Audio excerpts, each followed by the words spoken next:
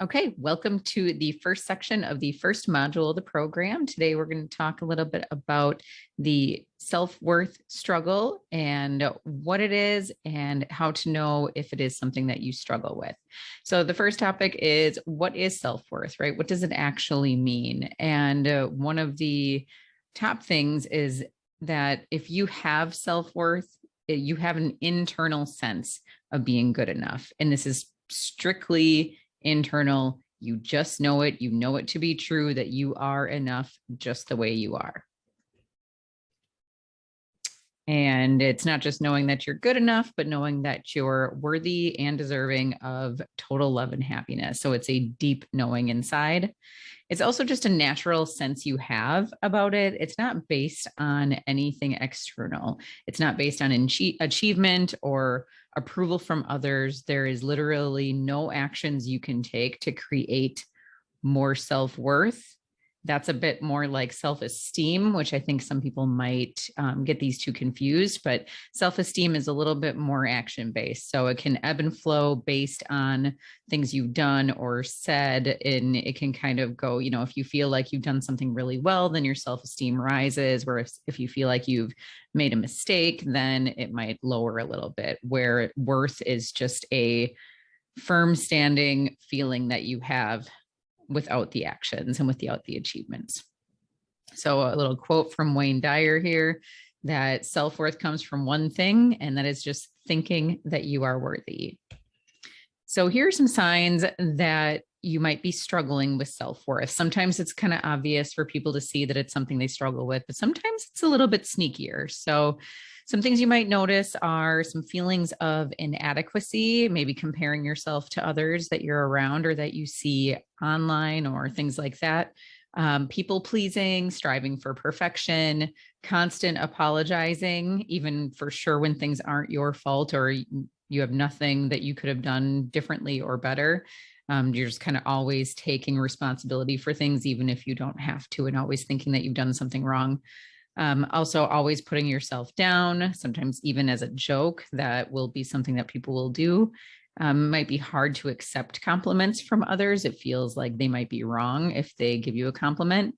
Worrying about what other people think of you, staying quiet in order to keep the peace and not ruffle any feathers, even if you feel like there is something you could really share that would provide value.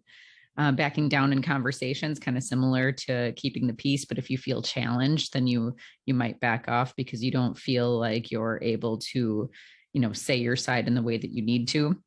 And maybe trying to prove yourself through achievements and accomplishments. So this might be, a little bit of, workaholic or high achiever personalities, people that are constantly working hard to try to prove something to themselves and maybe to other people around them.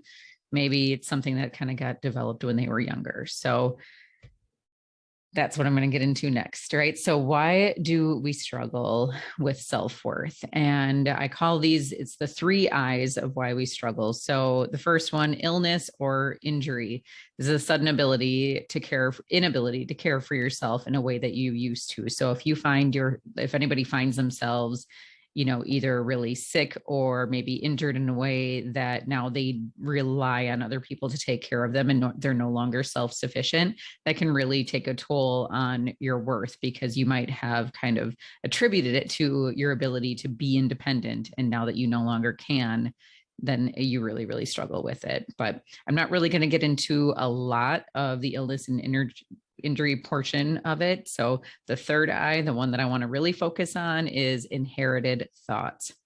So basically what this is thoughts we've been given by the people we've trusted since we were babies and as we've grown through our lives, right? So this would be your parents, teachers, siblings, anybody really that you trusted to, kind of hold up the mirror of who you are.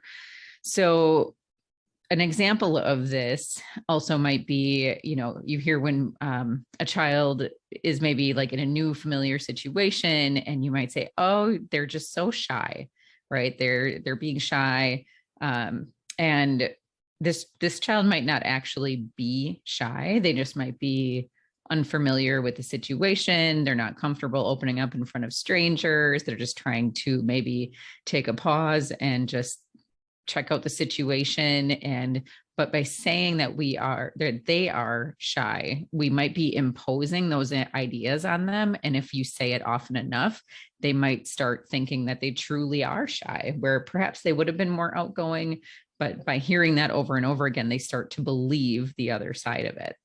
We used to do that. Just my husband and I used to do that with our son, that, there was a while that I caught us saying shy. And as we said it, he kept getting more and more introverted. And then when we stopped and kind of, turn it the other direction, he actually came out of his shell a lot more. So got to kind of watch out for that. And then another thing too, is that many of the thoughts that we inherited, it's not like people meant to, or that our parents meant to hold us back necessarily, but they are limiting in nature, right? That most of them do kind of hold back. And that is because typically these thoughts come from fear or the desire to protect you, possibly. So another example I kind of see of this is usually with our kids. If they, we always ask them, right, what do you want to be when you grow up? And they come up with generally some kind of grandiose dream or something. And we just maybe turn to them and say, yeah, well, you might want to think of something a little bit more realistic.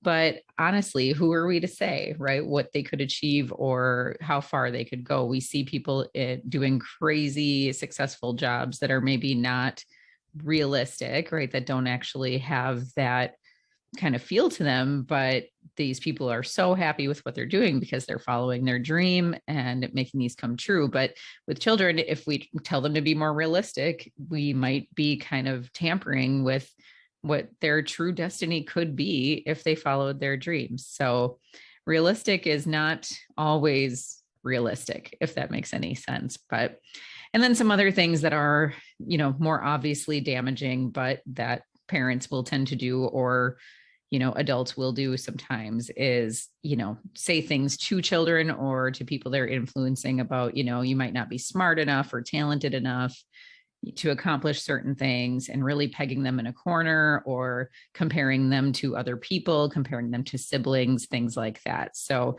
ideas like that will get implanted in the heads of the people you're influencing. And that's exactly what happened to you, right? If you struggle with this kind of stuff, you can probably make some connections already.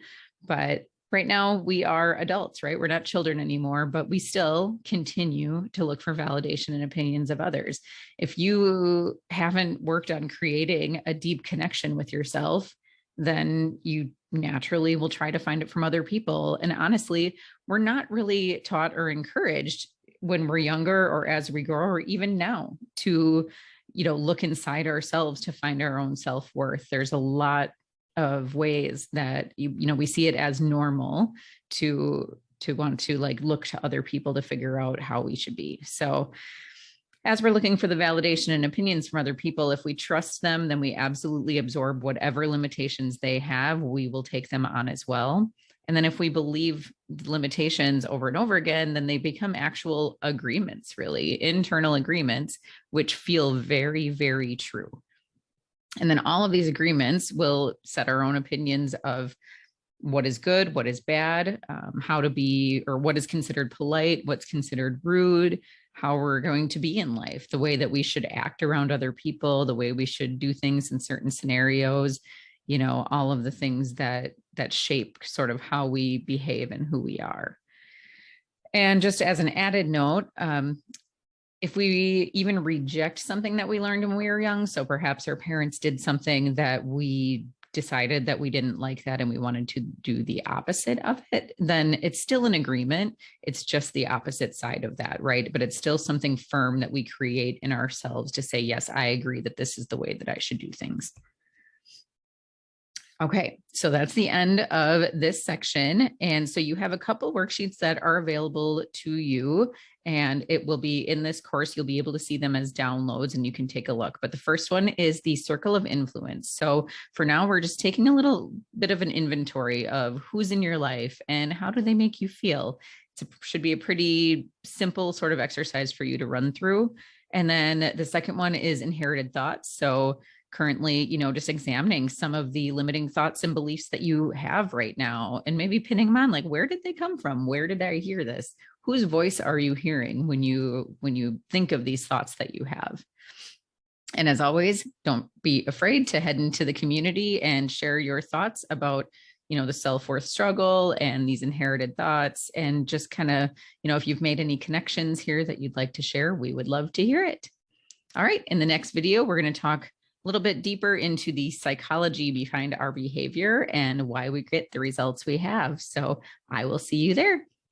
Okay. Welcome.